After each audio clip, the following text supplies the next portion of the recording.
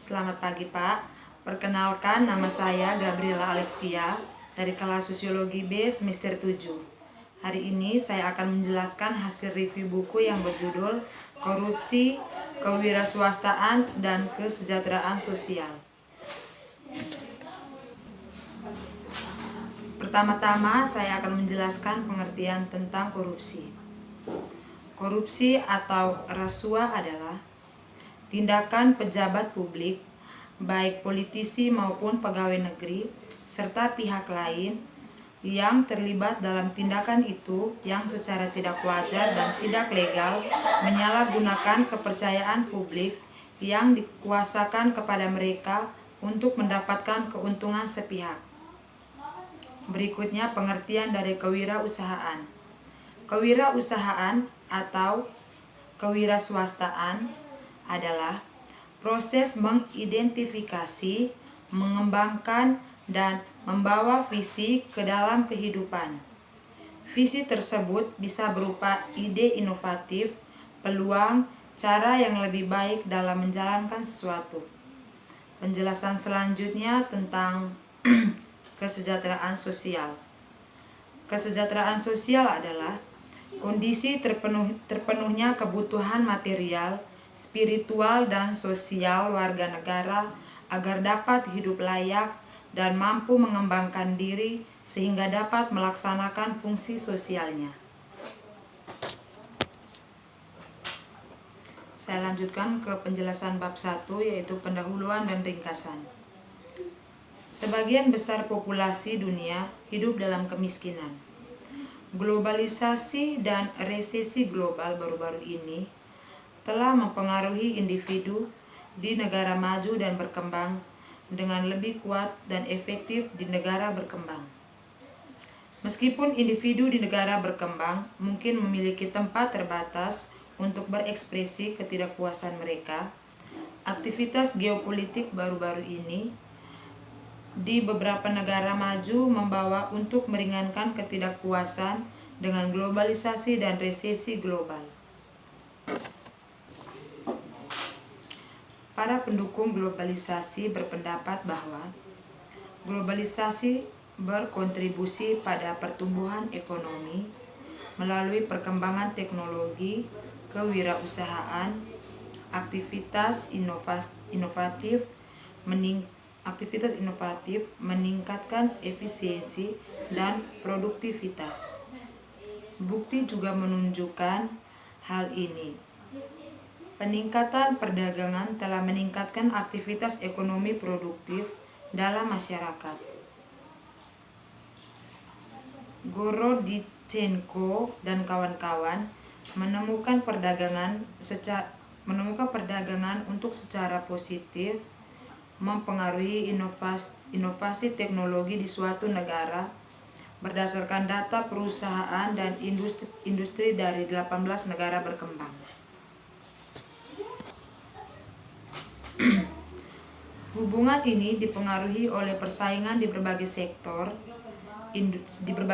industri dengan persaingan yang lebih tinggi menjadi lebih kompetitif untuk mempertahankan daya saing mereka. Saya akan lanjutkan penjelasan. Buku ini memberikan pandangan yang lebih dalam tentang bagaimana kombinasi transparansi, lembaga resolusi, dan sumber daya negara asal seperti kualitas pendidikan, infrastruktur, dan pajak dapat berkontribusi pada pertumbuhan inklusif melalui kewirausahaan. Bab berikutnya adalah bab 2 yang berjudul tentang besar kesejahteraan sosial. Yang pertama, bangkitnya negara kesejahteraan. Negara kesejahteraan dikonseptualisasikan sebagai negara berkomitmen untuk memodifikasi permainan kekuatan sosial atau pasar untuk mencapai kesetaraan yang lebih besar.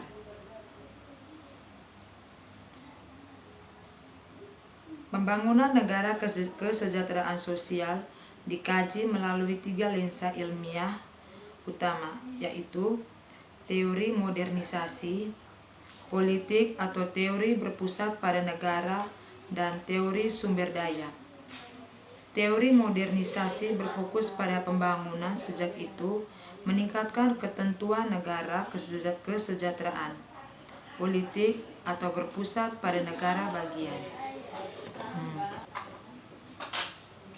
Dalam sejarah belakangan ini, banyak negara maju telah berpindah dari status kesejahteraan. Perbedaan antara ini adalah peran pemerintah. Peran pemerintah memainkan peran utama dalam negara kesejahteraan, sementara sektor swasta terlibat dalam masyarakat yang sejahtera. Terlepas dari siapa yang memberikan pelayanan, tujuan sistem kesejahteraan adalah untuk memberikan perlindungan sosial dan membantu mengurangi ketimpangan di masyarakat. Namun, pengeluaran untuk program perlindungan nasional bervariasi di setiap negara. Masalah ketimpangan ekonomi telah menjadi argumen sentral baik di kalangan kritikus maupun pendukung globalisasi dan telah menjadi topik utama di lokal dan arena politik nasional di seluruh dunia. Bab berikutnya yaitu bab 3, kewirausahaan sebuah tinjauan. Yang pertama, kewirausahaan dan lingkungan eksternal. Kegiatan kewirausahaan dinilai memberikan kontribusi positif bagi masyarakatnya melalui penciptaan lapangan kerja dan tunjangan lainnya. Namun, tidak semua negara mengalami hal serupa tingkat aktivitas kewirausahaan. Sebaliknya, ini bervariasi di berbagai wilayah dan di negara dengan tingkat pendapatan yang berbeda. Perkembangan ekonomi negara memiliki pengaruh yang signifikan berdampak pada aktivitas kewirausahaan, dan negara yang lebih maju cenderung menghasilkan lebih banyak aktivitas kewirausahaan. Tidak ada definisi yang pasti tentang kewirausahaan. Sebaliknya, itu didefinisikan dengan cara yang berbeda oleh disiplin ilmu yang berbeda. Saya lanjutkan penjelasan bab 4, yaitu tentang korupsi. Yang pertama, pengaruh intuisi pada kewirausahaan. Kondisi kelembagaan suatu negara merupakan komponen penting untuk pembinaan aktivitas kewirausahaan di suatu negara. Pengertian lembaga dan mendefinisikan lembaga informal sebagai aturan yang rendah di masyarakat. Berbeda dengan intuisi formal, intuisi informal adalah tidak dikondisikan. Maksud saya, tidak dikodifikasi.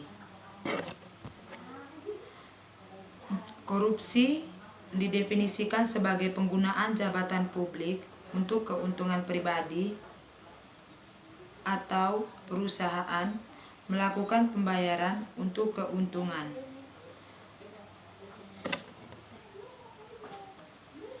Pembangunan korupsi adalah ketika pejabat publik memberikan sumber atau perlindungan kepada industri swasta. Mencoba terlepas dari jenis korupsi, pembayaran kepada pejabat pemerintah ini meningkatkan kekayaan pejabat publik, tetapi tidak menciptakan keuntungan apapun untuk yang lebih besar pada masyarakat. Intuisi politik juga mempengaruhi tingkat korupsi di suatu negara. Di suatu negara demokrasi, sistem politik kurang rentan terhadap korupsi karena politisi lebih cenderung melakukan eksposur risiko. Selain itu, struktur penghukuman dalam masyarakat juga menjadi alat untuk menertibkan korupsi. Agar hukuman menjadi alat pencegah korupsi, hukumannya dan budaya hukum suatu negara harus efektif. Jika kecil kemungkinannya penuntutan atau penegakan hukum yang ada tersebut terbatas, maka birokrat korup dan pejabat publik cenderung tidak prihatin tentang korupsi. Yang lain berpendapat bahwa beratnya hukum akan tergantung tentang keuntungan yang diberikan oleh kantor. Sekian penjelasan buku ke-9 dari saya. Terima kasih.